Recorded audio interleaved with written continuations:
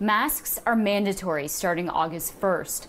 While you might have heard all the ways not to wear a mask, what about the do's and don'ts to care for one?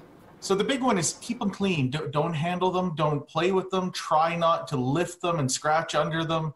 Keep them dry. There are lots of suggestions on the websites for organizations like Health Canada or Johns Hopkins University.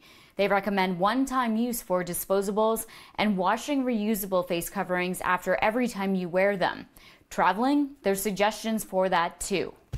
So, for example, if you're traveling and you're taking your mask off in your car and you've got 5 or 6 bundled in one spot, not ideal. Try not to have the same mask lying around in the car for several days in the cup holder with all the spilt coffee and everything else. It's not going to work very well. But even if you're not taking care of your mask perfectly, according to one epidemiologist, it's more important that you're wearing one. It isn't really all that important then how you manage your mask, so long as you're using it most of the time, more or less properly, and most people are doing it. This is a numbers game, a scaling game. It's not a perfection game.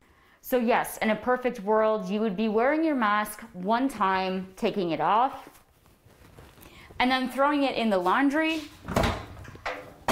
or if it's disposable, throwing it out. But perfection isn't the goal here. The goal is to get people to commit to wearing masks.